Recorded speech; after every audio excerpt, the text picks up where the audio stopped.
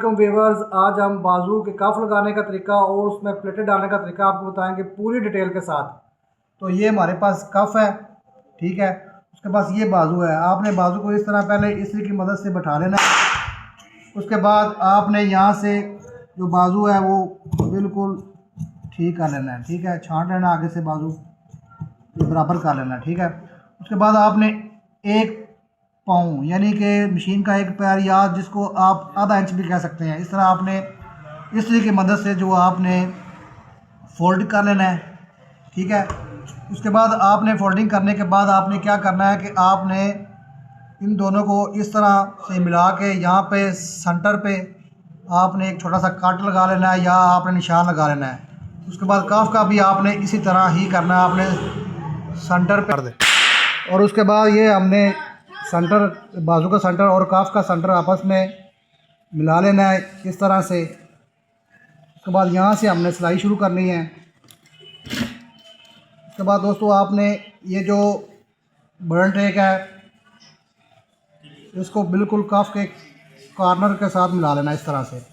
उसके बाद आपने ये जो हमने बाजू की तलवटें डालनी है वो इस तरह से डालनी है, प्लेटें इस तरह से डालनी है कि आपने बिल्कुल इस तरह से सीधा डबोटा डालना है, सिलाई से थोड़ा सा हटा के डालना है, ठीक है। उसके बाद आपने सिलाई लगा लेनी है।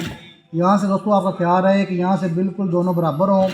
यहाँ से बाजू कफ के नीचे से जो कपड़ा बाहर निकलता है वो नहीं निकलना चाहिए, ठीक है।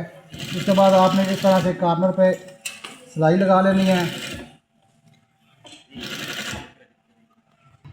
और सिलाई लगाने के बाद अब आपने जो चाक पट्टी है ये बिल्कुल आपने बिल्कुल सीधी रखनी है, इस तरह से सीधी बिल्कुल सीधी रखनी है।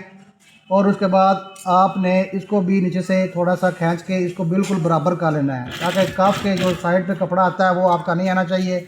और दोस्तों ये ख्याल रखना कि आपकी ये जो चाक पट्टी है ये बिल्कुल यहाँ से सीधी हो। और उसके बाद आपने जो बाजू को फोल्ड किया था दबा के लिए, उसके ऊपर आपने यहाँ से इसका कॉर्नर रख के ऊपर सिलाई लगानी है, ठीक है। उसके बाद आपने जो दूसरी प्लेट डालनी है वो आपने इस हिसाब से डालनी है कि ये इसकी जो हमने बाजू की तय लगाई थी, जो कपड़ा फोल्ड किया था, वो उसकी जो दोनों बराबर आने चाहिए पाने, ठीक है, इधर से भी और उधर से भी। और उसके बाद आपने ये सरवट आपने एक ये डबोटा आपने डाला था सिलाई थोड़ा सा हटा के, उसी तरह से आपने इस तरफ से भी उतना ही प्लेट डालनी है, उतना ही आपने दोनों तरफ से एक जितनी प्लेट डालनी है। और याद रहे दोस्तों, यहाँ से बिल्कुल सीधी आपने प्लेट डालनी है। इस तरह दोस्तों आपका कफ मुकम्मल हो गया। मिलते हैं नेक्स्ट वीडियो में। अस्सलाम वालेकुम।